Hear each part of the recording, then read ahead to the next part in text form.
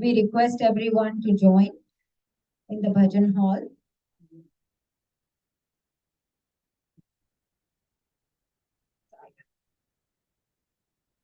Oh, I think I can give it back also inside, and we can just leave it there, and then I can put it down because we have 10 minutes.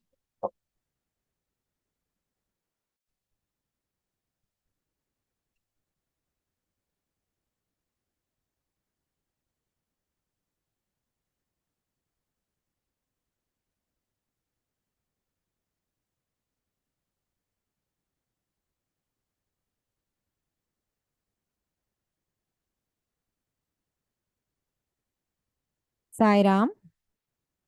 Hello. Hi, I'm Vera from New York.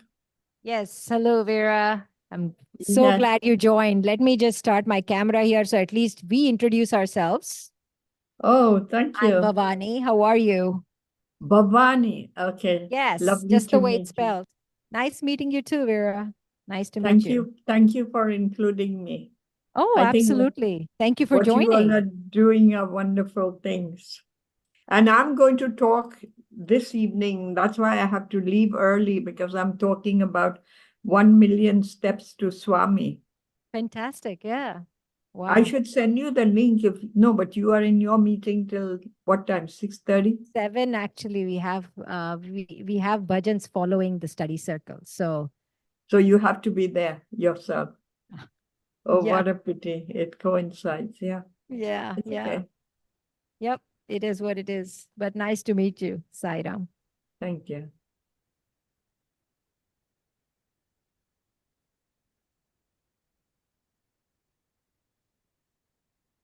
Sai Ram, can we change the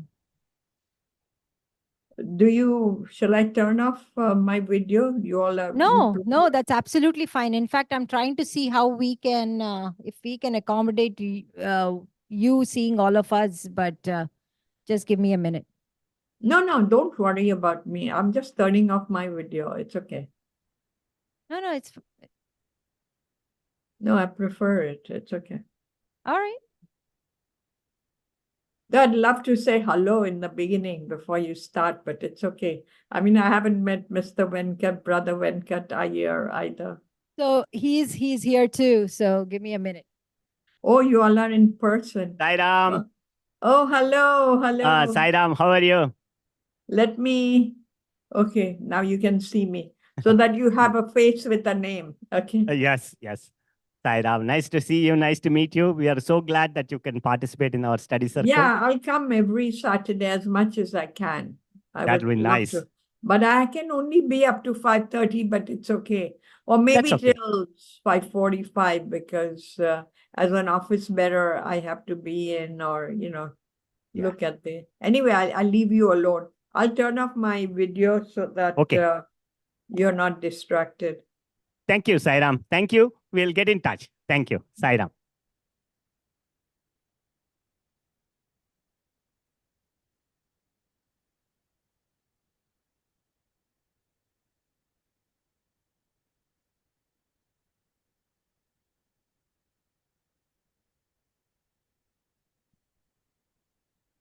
Sai Ram.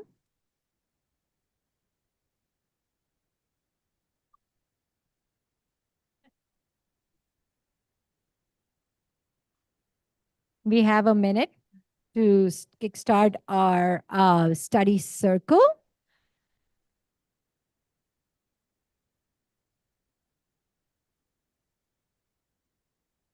Jay Bhai, can you be online today? Please. You'll have to mute yourself. Just in case.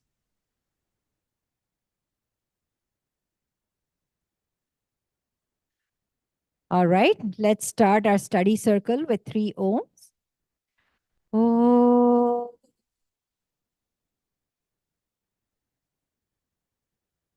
Oh.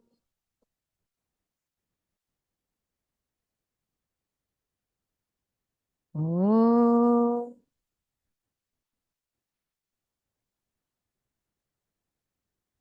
Dear Swami, we are so grateful to be able to meet here together in your presence today.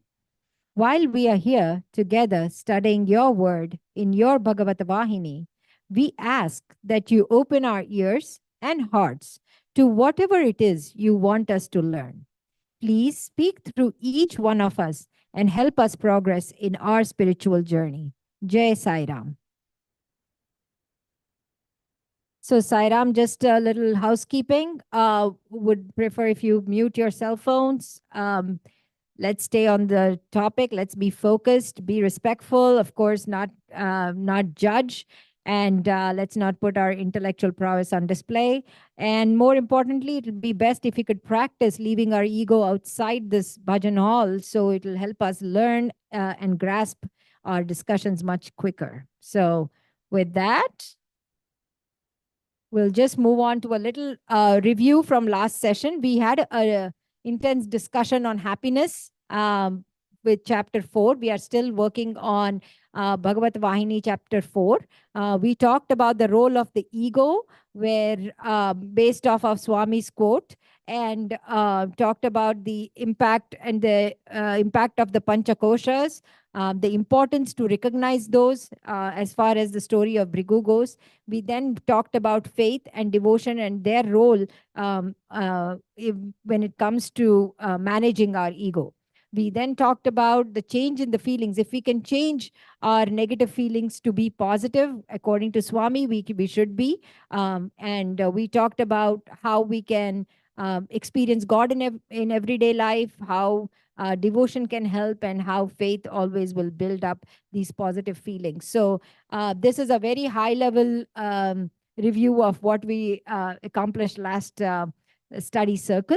But if anyone has anything to add, please, you feel free right now.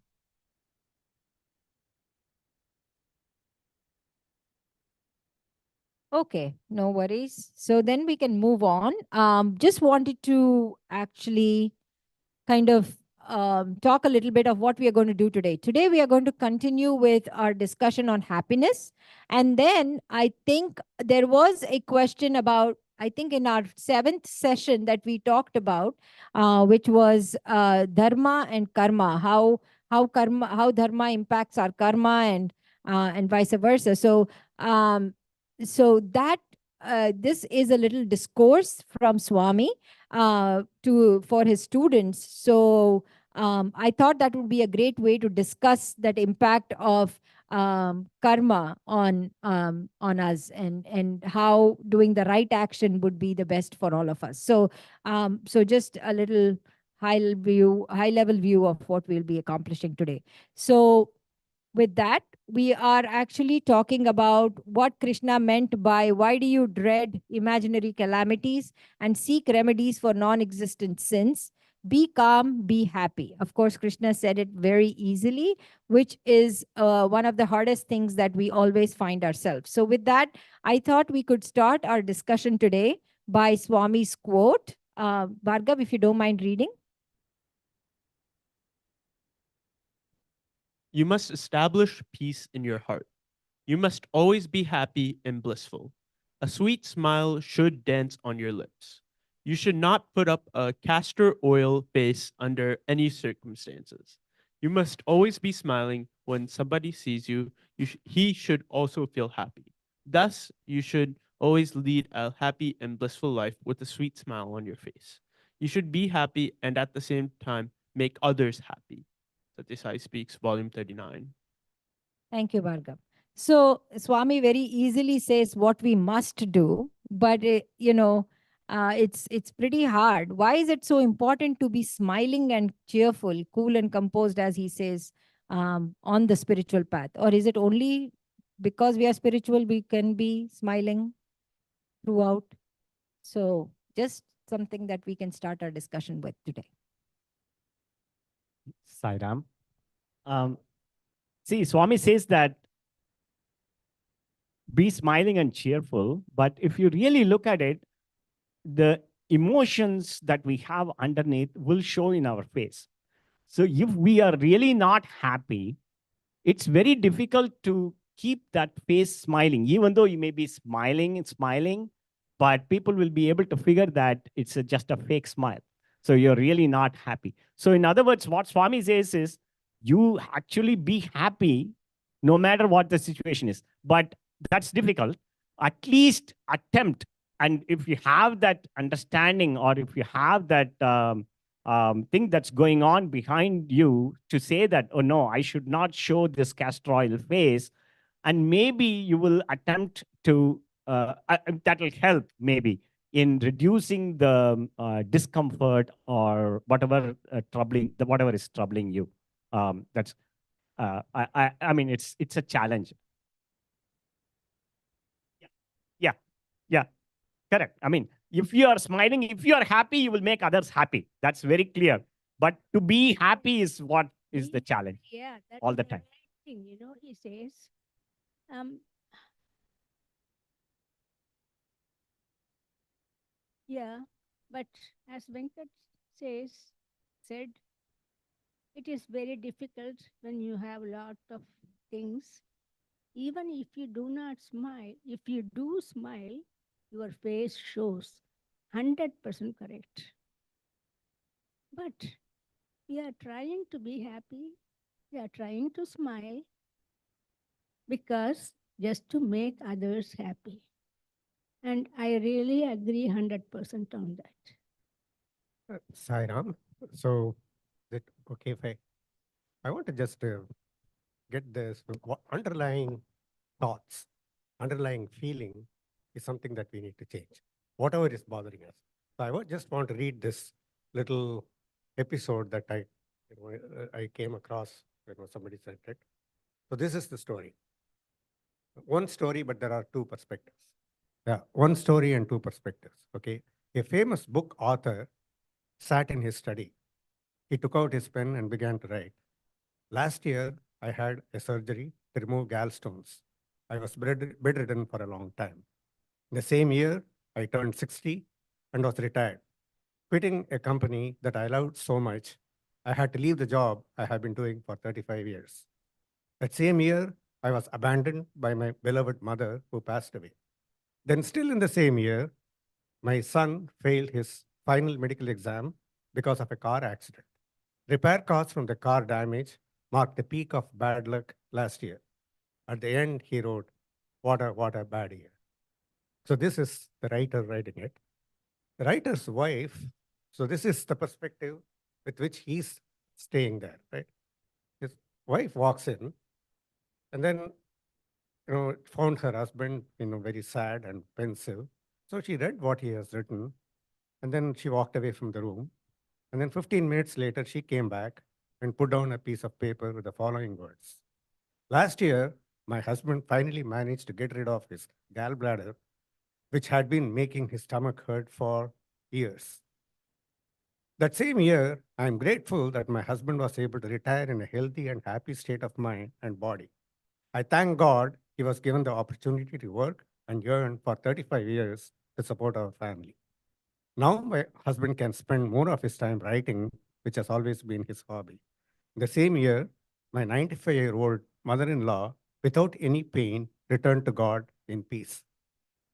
And still the same year, God protected our son from harm in a terrible car accident.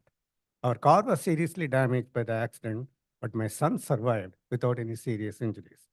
The last sentence she wrote, last year was full of extraordinary blessings from God, and we spent it full of wonder, full of wonder and gratitude. The writer smiled with emotion, and then the same guy who was very sad and pensive started smiling. So I Very think nice. that just says just Very change the nice story, perspective. Sairam. Yeah. It's a super story. Thank you.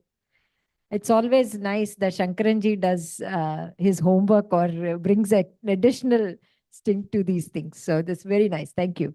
It's like, Sairam, looking at the half in a full or half empty a glass. So what does that mean? That we have positive attitude towards everything, then we can have a smile on our face, I suppose, right? Instead of castor oil face, Swami is very fond of saying. Yeah, but when we are happy and smiling, automatically the person looking at you smiles. We see that, and they can sense it, the kind of mood, if we are grouchy obviously they won't be happy. Okay, Vera says that the volume is low. Can we make it a little high?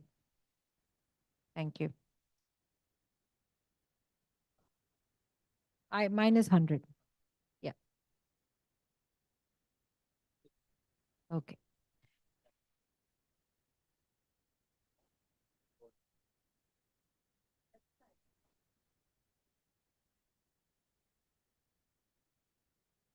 Okay. Yeah, I think I can hear myself also. But I will, Vera, please let us know if you can hear better now. I know I sound better, but when you hear Yeah, the it's rest of better the- now. Thank you. Better, Okay. much better. All right, perfect. Thank you. All right, so just moving along, how does peacefulness and equanimity a sign of happiness? I mean, this is just my question. It's got nothing to do. I just thought that's what goes hand in hand. If he says you should be happy and at the same time make others happy, that's the only way to do it if you're peaceful. Iram, I think when we practice equanimity, the peacefulness automatically comes. Why we don't have peaceful mind? Because of the disturbance in our mind. So if we train our mind to take good and bad and not, disturbed by it, take it equally. You know that Balavika stories we used to say, SSC, about the man who son got hurt. He lost his horses. And the villagers say, how unfortunate you are. He said, this is fine, everything is okay. And then the horses come back, they say, how fortunate you are. And then his son rides the horse, he falls down and then got hurt. And they say, oh, how unfortunate. He says, that is okay, he will be all right. And then they come and recruit young people from the village for the army. His son is hurt, so he is not able to go. And they say, how fortunate you are. So these things happen up and down. Only we have to recognize that, everything is, we handle it, not disturbed by it. Yes, at that moment it hurts. At that moment we are disappointed. But we can learn to look beyond that. Then automatically peacefulness will come. Yeah, I think that's a very good point. I mean, from Shankaran's story, that's a super story. I think that's exactly what we have to do. When we are going through some challenges, I think we have to look at the positive out of that.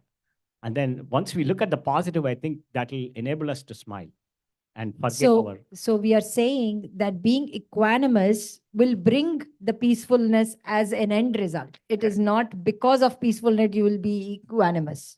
Yeah, the main reason we don't have peace of mind is our mind is agitated all the time.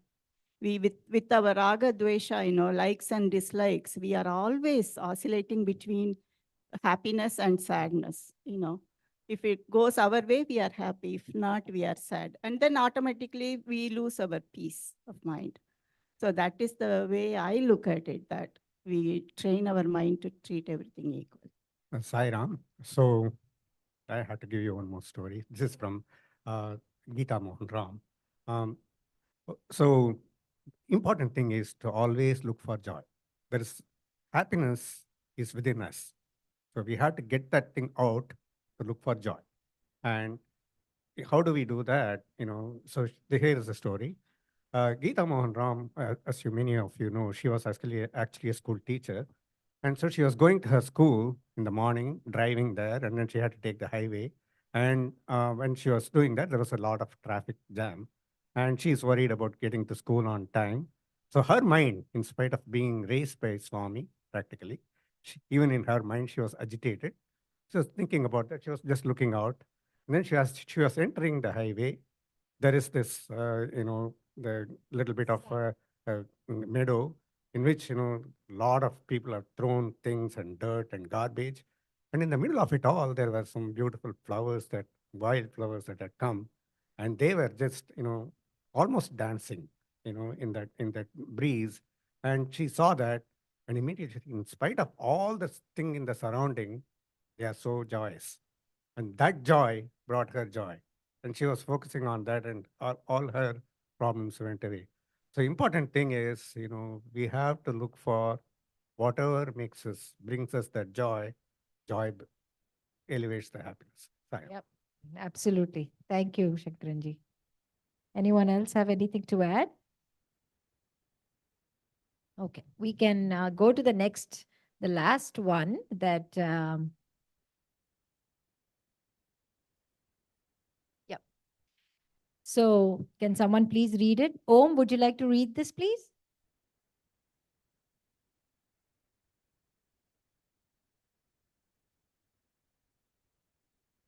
Just the top part, okay? Thank you. It is it is most essential you understand that everything happens as per his will. Whatever happens is for your own good. With such firm conviction, you should accept pleasure and pain, good and bad, with equanimity. It may be difficult for you to bear misfortunes.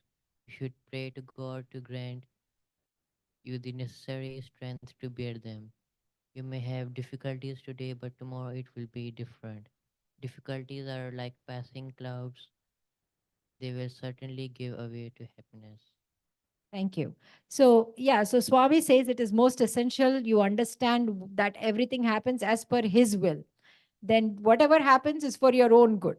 With such firm conviction, you should accept pleasure, pain, good and bad with equanimity. Again, I'm coming back to that equanimity. How do you accept that? How is it possible to surrender that it is his will?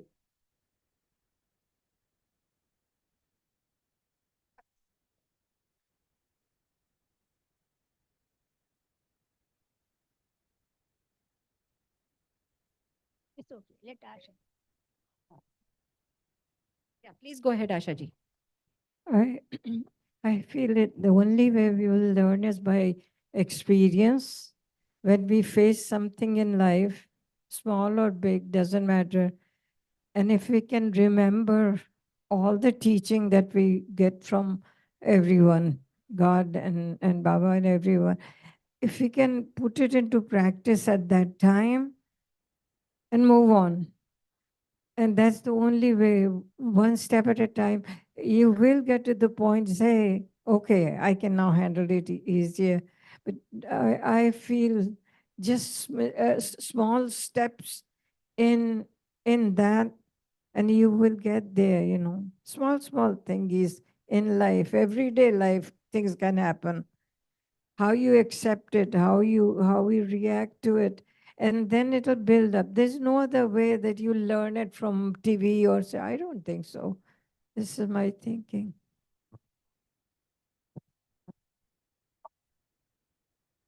Yeah, I can read that. You should accept pleasure and pain, good and bad, with equanimity. So, yeah, I agree. Some things happen good, some things happen bad. We have to take both, in a good manner. But that is when good things happen, we don't pray to God. But when bad things happen, Sai Ram, Sai Ram, Sai Ram, Sai Ram, how many times? Yes, Sai Ram. But he comes, he really comes when you don't even have to call him several times. Even if you say, Swami, please let me go through this, and then please help me. And then he does. He really does. I believe in that. I have faith in that.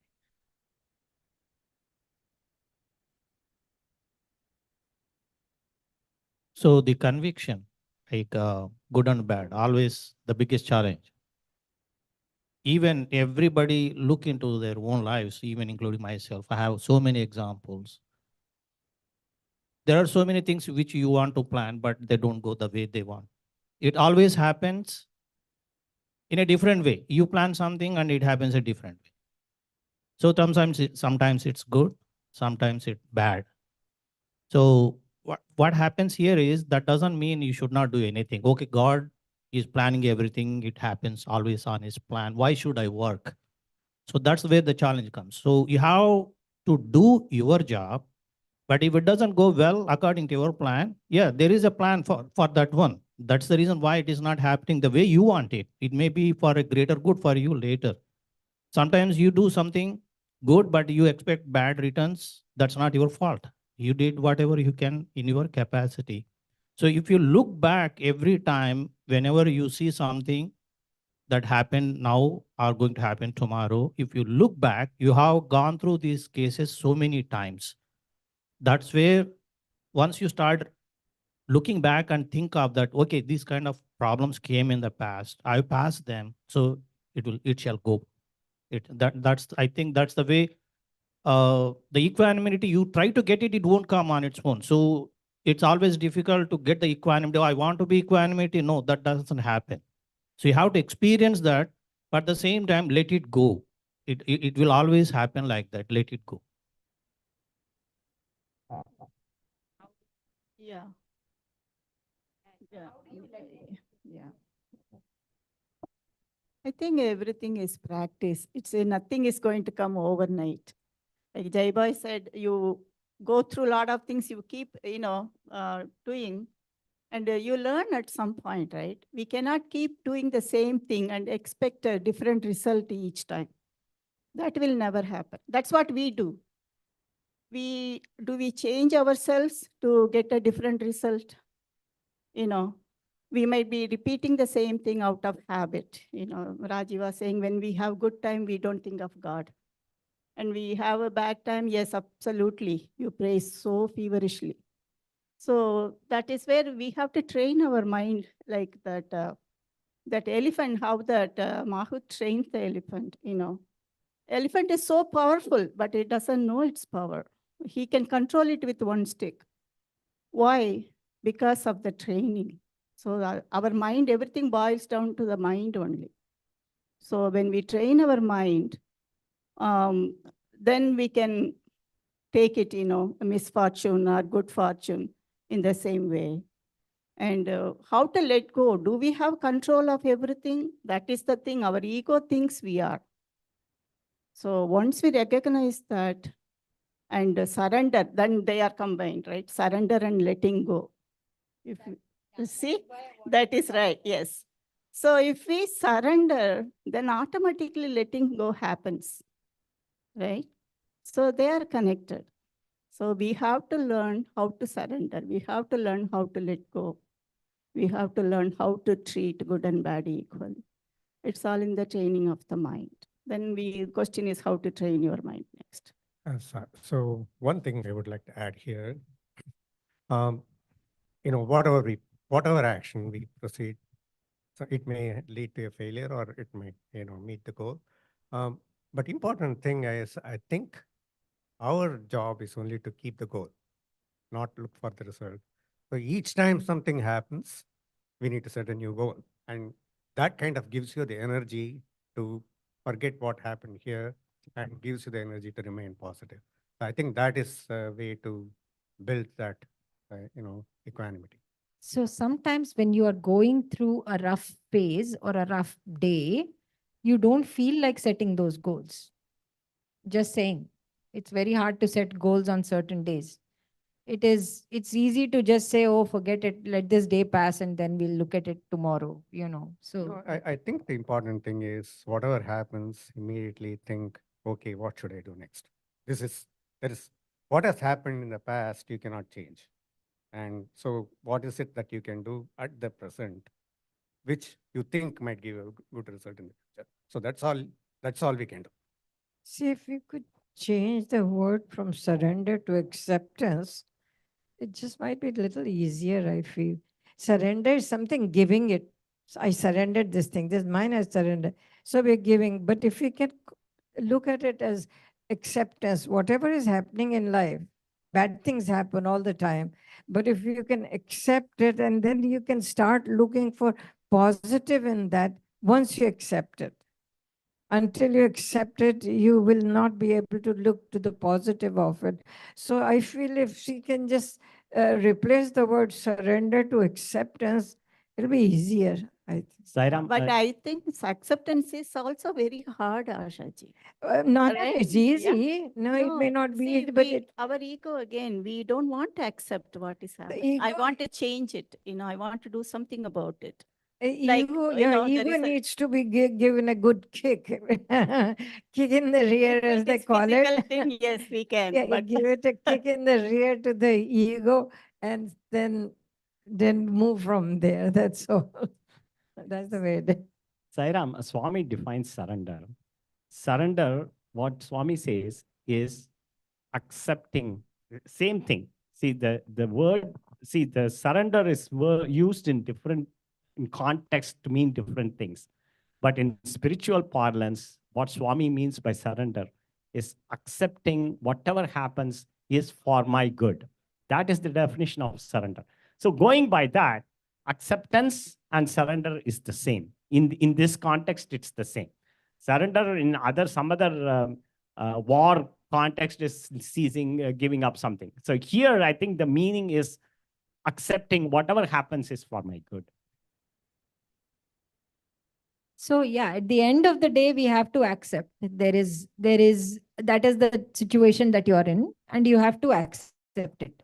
But in that situation, to find happiness, right? So there is one thing to have a difficult situation, and it's one thing to make it burdensome for yourself because of the difficult situation. when we say acceptance, then does it mean you are weak? See, like people think, oh, I accept whatever happens at workplace, or if the boss is yelling or something, you were supposed to get the promotion, you don't get it. People go into depression. One of my relatives, cousins, he did go into depression because he was supposed to get the promotion and the money or whatever, almost near his retirement. He didn't. So do we just accept? Then it feels like I am a failure, I didn't get it. No, You know? acceptance, it? I feel acceptance does not mean I cannot do anything to change it. No, no. Accept the situation as is, accepted. Now you make a movement whichever way you want. Make changes or whatever, doesn't matter what. Acceptance does not mean that you are stuck with it in life and nothing you can do. I don't feel that way. Okay, bad thing happened, accept it. What can I do to maybe improve it, maybe change it, maybe whatever? This is what I feel.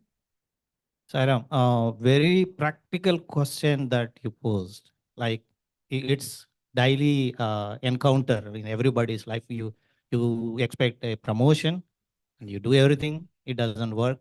So here the question comes: what is, like, I'm doing my best to get the promotion, but I'm not getting it. Should I accept it? That's where the tricky part comes in. So it's by choice right now, right? So if you are more towards the promotion, so you work very hard in that company, you didn't get promotion, should you accept? Yes, that's the only result you are always seeking there. But if you are looking for prospects, then why you are stuck in that place, right? You can go and find it out. So that's not the acceptance. That part you are still need to work.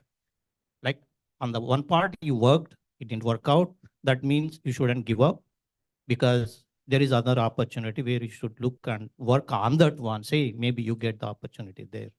I think that's a very tricky part in that. See, I want to comment on what Bhavani ji said, is that happiness lies in within you, as Kunji said. And you have to happy in whatever you have. Don't crave for like many things in your life. I mean, you can't be happy with many things. I remember my days when I was a child growing in campus, and my dad used to drive with bike to get the vegetables and everything. Even if we got the scooter for the first time, I remember, and he never used to drive the scooter. He let us drive the scooter. Then we had a car. He never drove the car, but he was always happy in biking. It was a big campus, and he used to go out biking and always smiling, always smiling. So what Bhavani ji said, and I think we should be also, जितना है अपने में खुश रहने की कोशिश कीजिए ना. Whatever you have, try to be happy in whatever you have.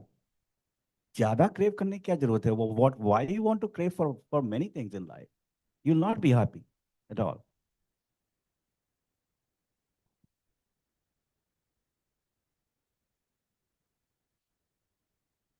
All right. So the last question here before we move on with happiness is, how can we find happiness when life is difficult? Not have that castor oil face, make sure that you accept it, be okay with it. All of these things, I mean, to me, if I have a bad day, this feels burdensome when I think like this. So I'm just asking, how do you get on through that day? And nothing big has happened. It's just one of those days that you feel blah because there is no sun. Nothing has happened, right? You still, so please go ahead.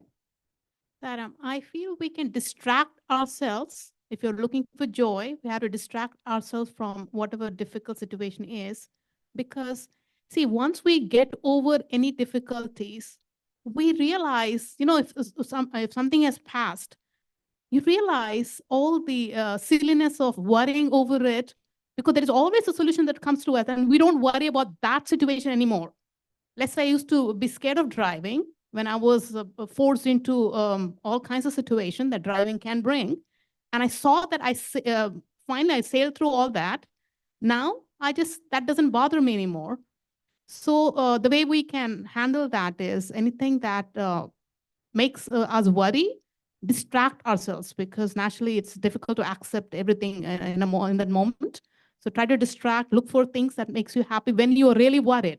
Some days we are strong. Some days we let everything, we can handle that. The days we are very weak, those are the days we need to kind of look for something that we can handle easily. Sairam, I think in this place, when we are going through that situation, prayer and faith, those two will greatly help. So if you have the complete faith that you can do it in two ways, that this is for my good is one way of doing it. Even if you're not in that frame of mind to accept that, you have the faith that the higher power is going to take care of it. I'm going through some trouble. You accept that. Maybe, what Swami says is that's really not a trouble. That's for your good. That is surrender. Even if you're not able to do that at that time, you pray and you have the faith that the higher power is going to take you out of this trouble. So if you have those two, it will minimize, even if it doesn't remove that pain, it will reduce that pain to some extent. So another thing I feel is, what is happiness anyway? It's different for everyone. So first we have to look into, what does happiness mean to me? Everyone, it would be different from every one of us. Will have a different answer for that happiness. So I think we should also introspect, what is happiness to me? By accepting what and how should I deal with it, then the rest will follow, where surrender or acceptance or whatever that might be. I am happy. What do I mean by I'm happy? What does it mean? So we have to look into that. I think instead of happiness, I think peace may be a better this one, because we are only aspiring to be peaceful. So happiness is something more connected with the positive, like joy, when everything goes well. So that's when you're happy. But really, when you are going through some trouble, all you're aspiring for is a peace. You don't want that trouble. So let me just, so Srikant Sola, he says we are not aspiring. We are silent. We are peace. So he says, don't even talk about aspire, because aspiring sounds like something that you don't have. He says, say that you have the peace. I am peace. I am silence, because that is what I is. Yeah. So yes. So if you remove that pain, you're going to reach that peace. So you're going through that pain because something is bothering you. Why it is bothering? Because your expectations are something, and the actual whatever is happening is not according to your expectations. So the mind is playing the whole thing. So if you want to be peaceful, you got to surrender. That is the only, you got to completely surrender and take that whatever I'm going through is for my good. So that is the surrender. So I think that is the only way out of that situation. So it is for my good. How do you get that conviction is based on your past experience or through satsang like this, or through hearing from stories of people who have gone through some extreme difficulties and who have reached the better position later on. So I think those are the, like Shankaran said, this story is very inspiring. So we can really look at that, and then so when we go through some trouble, difficult phase, we can always look at positive things in that one. See, if we go, I'm right now reading or rather listening to Nisargadatta, and it's affecting me right now. So I am, and anything that follows after that I am, if we can drop all that, then we are left with I am. That's all. Basic. Right? And he goes further up from that. This little I am, this body, which body and mind, you're not that. It is the higher I am, which is the witness to this little I am, that who you are, which is Brahman in final words. In Advaita, what it finally said, that's Brahman, that's who you are, and not this little I am, and whatever else follows, 1,001 things follows, this and that, as he says, I am. So if you can drop that and stay in that I am, it'll help, I think. It'll bring peace. So anyway, I was listening to him a lot, so I thought I'll bring it up. Sairam, I just want to also add something Subhadra mentioned. I just remember my father. I mean, he had lots of worries going through. But one thing that, kept him going, he was very interested in music. And he could hum a raga. And he will just keep, mostly it's Bhairavi or Todi, one of the two ragas, which are very long. You can just do that, for a very long time. So that is how he distracts. So for us, I think, talking about distraction, music, listening to music, reading a book, any of those things will kind of distract us from whatever is the problem, and that can bring us back to, overcome a difficulty and find happiness. Saram, I want to add one more thing. When we are discussing peace and joy, I feel, it's just my opinion, if you're peaceful, that could be just for you. If you're trying to help the society, I think people will approach you if you look more joyful.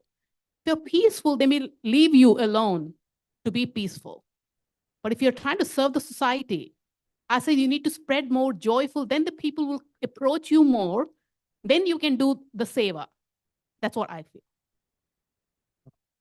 See, when life is difficult, we are not thinking of happiness. We want to see how to deal with that situation right in front of us, right? So happiness is not in our mind, the goal at that time. We want to solve it, whatever is happening, whatever difficulty we have, we want to get past that. So we just focus on our task in front of us. That is, again, living in the present moment, that we can do that.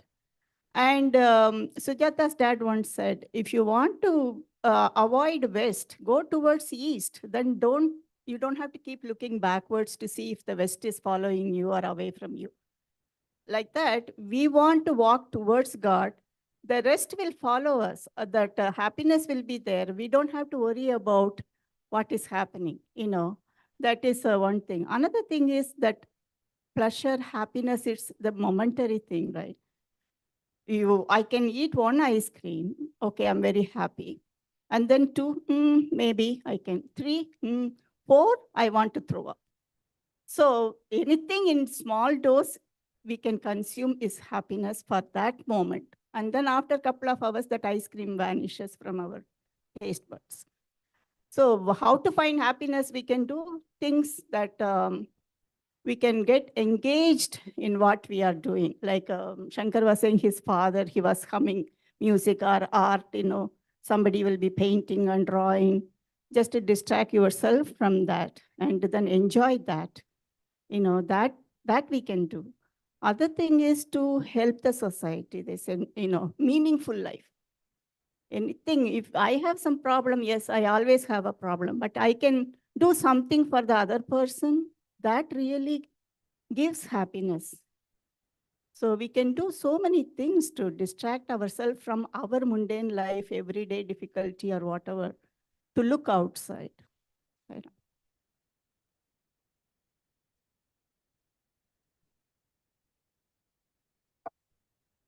This is regarding what Rajiv said. His father had a scooter and a car, but he will never drive, but he wanted others to drive. But the same thing happened maybe in my life long time ago. One of a close family member, he won't drive. And he said, I should learn and my son should learn. As I asked him, why you are not driving and you want me to learn?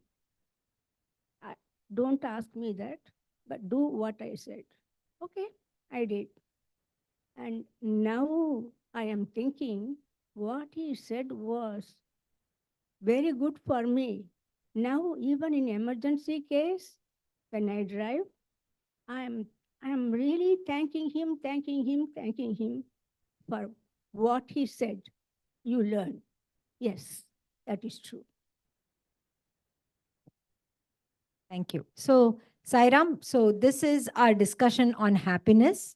And if anyone else has anything to add, we can still discuss. But I think we actually have been discussing it from last week.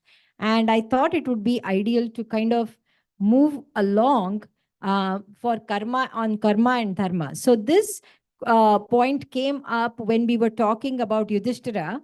And as always, my dear guru Asha ji sent me the story of Swami's. Actually, it was not a story; it's Swami's discourse on karma and dharma. And I thought it was a great way to. And he was referring to the same stories that he has written in Bhagavatha Vahini. So I thought this would be a great way to talk about karma and dharma, because Yudhishthira was feeling so disgruntled, and he was not happy with what happened, and and how karma takes its path. And Swami has a great message at the end as well.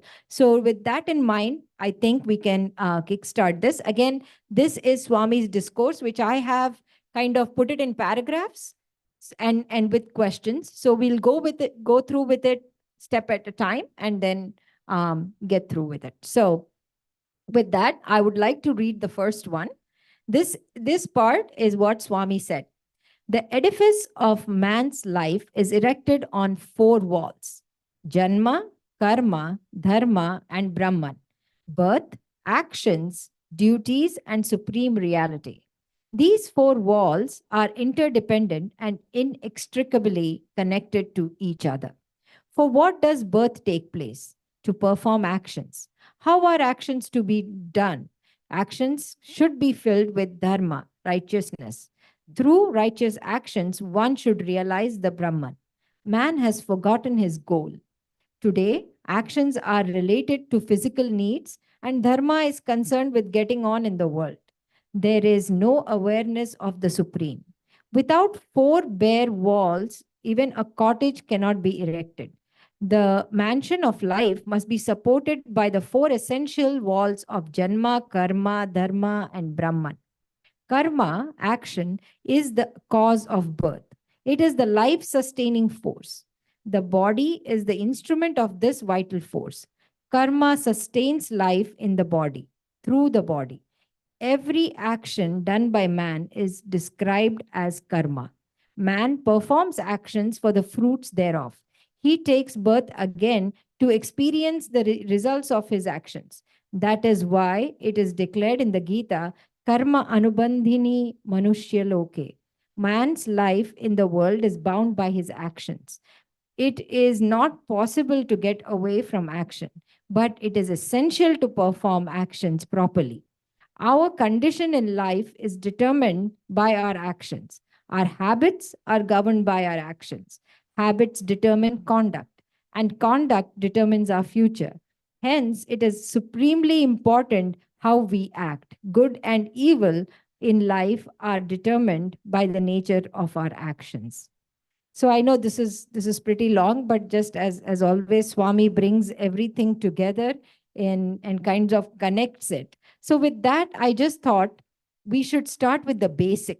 What is karma? Are there different types of karma? Does each of the elements like the body, mind, emotion, energy impact our karma? How does karma relate to habits? What does Swami mean by nature of our actions? And we can go back to that when we talk about it. So to begin with, karma, I know, is actions. I know there are different types. I don't know how many types, but the karma that we are born with, the karma that we are currently in and acting on, and I guess, and the karma and the consequence of our actions as karma. Okay. So that is what, but how do the elements then, like the body, mind, emotion, do they impact our karma?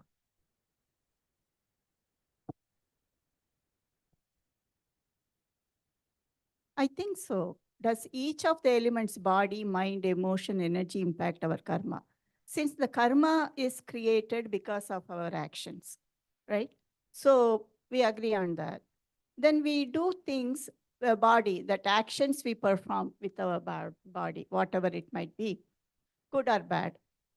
If it is a good action, and then it creates good karma, right? Good and good. And bad action creates bad karma. Mind, emotion, they all with our mind, how mind influences our actions in great many ways. So if the mind is not purified, that leads to negative activities or thoughts, words, action. That can lead to karma too, right? Emotion, see, emotion is part of the mind. Because of the mind's agitation, the emotion is expressed in many ways. The mind is happy, my emotion is happiness, right? If I'm sad, my emotion is I'm crying right now. Things like that. So they are all interconnected. So that is where it all, yes, body, mind, and emotion, energy.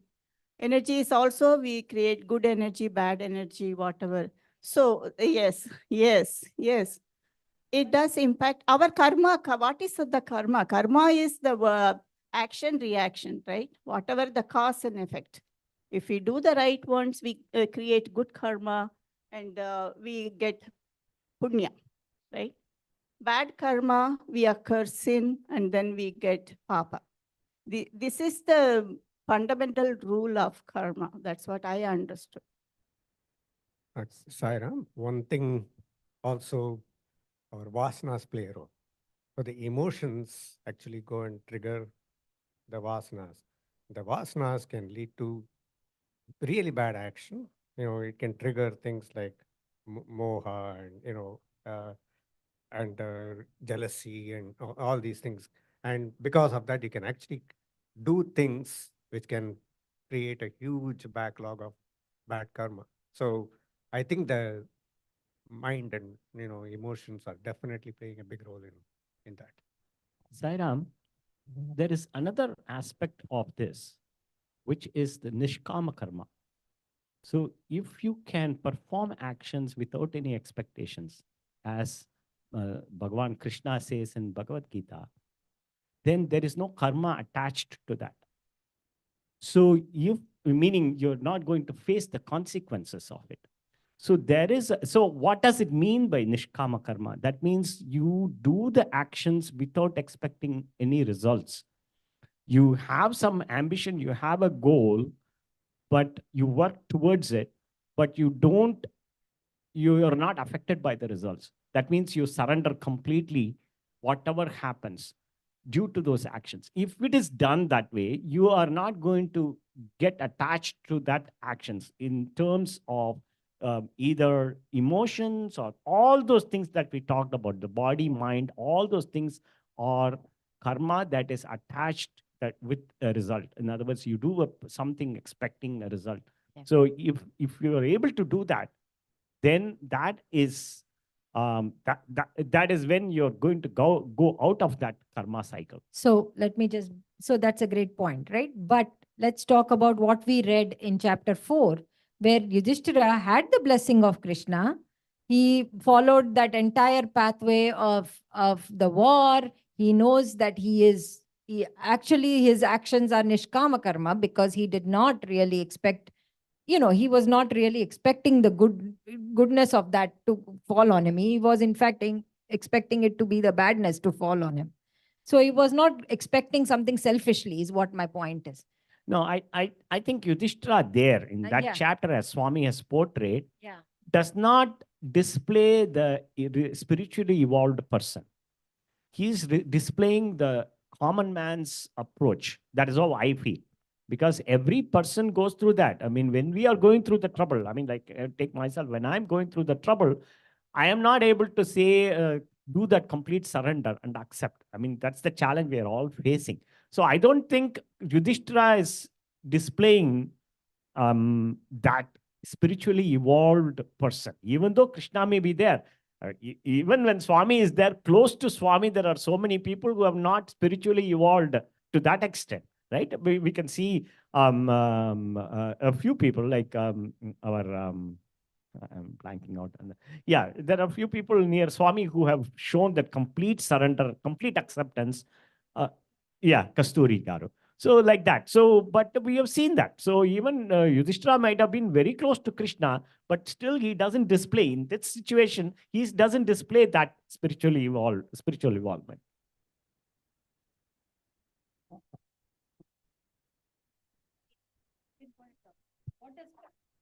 So obviously, all of this emotion, energy, all of that needs to be controlled, and I assume that's what we need to build, I guess, as in.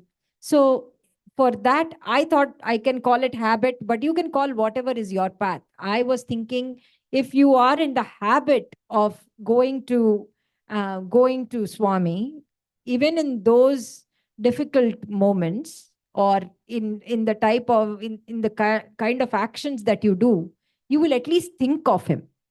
So is that enough? Because in a lot of ways these elements impact our karma, but at least I'm doing the right karma even though my mind is agitated. I'm still doing the right action. How is that not the right thing to do at that time? That's what I'm. Yeah, I'm just reminded of that Geeta Mohan Ram's that gun episode.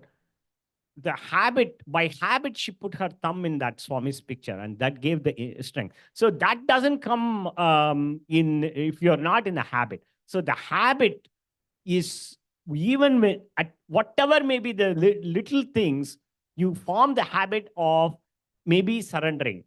Whatever, even when something good, or even, it could be a very trivial thing, you may be just lifting something up, you can still surrender. If you practice that, then when you go through that difficult situations, then that will automatically come. That's what I think, that practice has to be there.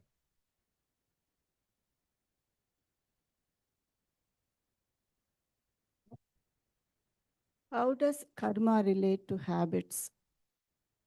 Our habits are, we have each one, and it has to do with our past karma, that vasana somebody mentioned, right? In the same family also, each one acts differently, brothers, sisters. So even the example we keep talking about, Duryodhana and Arjuna when to Krishna, they ask the same question, but in a different way. Duryodhana he doesn't want to change his way of doing things, right? And Arjuna says, it's the same thing. I'm not able to change. Can you teach me?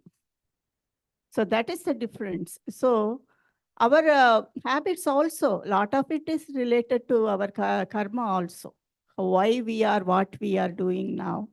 We may not understand fully, but there are times we cannot do, though we know what is right, we are not able to fully follow through, right? So practically speaking, we all go through that. So that's where we see, okay, there is something beyond my control. Something is pushing me to do these certain things. So that is where we may have to probably work out how to do this, Right. So Vivekananda says that good, good, bad, bad. Each one wears the form, wears the chain also. The chain is that karma. So it is, yeah. I remember reading, he said, if you do something over and over and over again, which we do it, he said it becomes your sanskar. It becomes a sanskar. And then that sanskar is going to affect the karma of why not. See, if I get into bad habit of something, I keep on doing and doing and doing it. So that has become my sanskar. I'll carry it with me. Not only that, I'll die and it'll go with me, that sanskar. And in the next life, it'll show up again. Okay, that's the way they explain. So that is going to affect our karma. In other words, our sanskar, which we are creating by doing things over and over and again, it could be bad, it could be good, but both of them it would be, but it will become a sanskar and that will affect the karma and that we may carry it to our next life and we have brought it from our past life also. And we are living it in this particular life right now, I think. It's all connected, maybe. Yeah. It's all connected. Yeah, that's what I. So with that, right? I just want to leave. I mean, we have only 4 minutes, so I just wanted to talk about what does Swami mean by nature of our actions, and I think this is something that I think we should think about, because he says our habits are governed by our actions. Habits determine conduct, and conduct determines our future. Hence, it is supremely important how we act. Good and evil in life are determined by the nature of our actions. So the first aspect for this whole thing, I feel, is I'll take an example, right? So you are preparing for a exam, right? So first your intention that I need to get that, say, let's say that it is medical school. So I want to get into the medical school. So that's the first step, right? And then once you have that, then you are saying that, okay, I am going to study for it. And two people, one will be studying, the other may not be doing it, right? They just want it, but they have not put in that effort, right?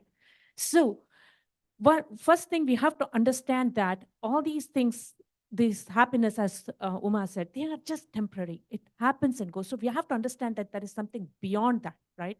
So first understanding, and then once we understand that, then the main part is this mind. Knowing that this mind is the one that is causing this and being aware of that is very. So what I'm saying is that we need to have an kind of a lakshya. Lakshya is the aim, right? The aim is that we are going to have positive, whatever it may be. Goal is very critical in everything, I think. So, but I want to talk about the nature of our actions, because who determines the nature of this action? I mean, so yeah, today we think people are good and bad based off of certain things, but we also know that the good actually took. What happens when the good uses the bad money to do the good things? So, Yes. defining nature of action. Yeah. I think Swami has defined it for us in different context. Anything that we do, it's only for yourself. It's probably not a good action. Anything that you do is going to help only others. It's probably a very good action. Anything that you do for others, but it also benefits you, is actually a good action too. So I think that is what the nature of action has to be, that it should benefit more people, not just you. Sairam, I'm reminded of one incident. So people were all gathered for Swami's birthday, and a lot of volunteers had come, and they are all making laddus, like 10 days, 15 days before. And they had baskets full of laddus there for Swami's blessings so that they can be distributed. Then they open it and it's all mold. And then Swami says that this has come from basically it come from people who have not earned in the proper way. That's where it's gone based. So the people who have all done the work, they are all blessed because they all made laddus like 10 days back, but it has not reached the person. So if that real intent, I mean, if it has not reached the laddu has not reached the devotees. So if it has to serve the purpose, everything has to be righteous. So that is an example that comes to my mind as to your question about what if bad money is used for. So it will not reach its purpose. That's what I understand. Yeah, I mean, I see that again, that good and bad money is difficult to kind of explain. But at the end of the day, it's not as black and white. So in the case of what you just said about Laddu, it's a very black and white scenario because Swami is there. Otherwise, we would have felt, oh my God, what did we do? But because he was there, he laid it all to rest and said, hey, this is. But today we don't have that, right? But there is a lot of grayness in the world. It's not, yes, once we enter Prashanti, it is really black and white. But once you step out of Prashanti, you know that it is all gray. There is no one who is completely right and good, and there is no one who is completely bad or negative. They probably have their reasons, so again, going back, and that's why I brought up habits, because no matter what it is, our habits can help us, I think, to do the right thing with the right kind of money. Like, you don't want to use this because your conduct actually will prick you and say, hey, this is not the way to use up. Because Swami was also offered many times cash, and said, hey, use this for your, and he would always say, this didn't come from the right source. I'm not going to use it. I don't need your money. When he was doing the water project, he had a lot of such people who came in to actually give him that kind of money. But my point, and the reason that I bring it up, is because, again, nothing is black and white like we are talking about here today. Then what do you do? Like, what is it that you can do? And I think that's where I want to leave today's discussion. Yes, please. Okay, I mean, Ashaji's word only comes into the acceptance. Sometimes, we, uh, lose our money for some reason. We didn't think why we should lose. You have overpaid, and then you realize that you have overpaid. We have to just convert it into the correct thought. It must be some previous janma, something that I have not paid, and this is what it has got. Yeah. So we'll have to kind of time. do that. Yeah. Sorry, it is time right now, but I just wanted to leave everyone with that. So let's end with Om and 3 Shantis today. I appreciate everyone coming in here. Sorry, didn't mean to make you feel dizzy, but just a life application. Just try to be happy and define what it means to you. And let's end with Om and 3 Shantis.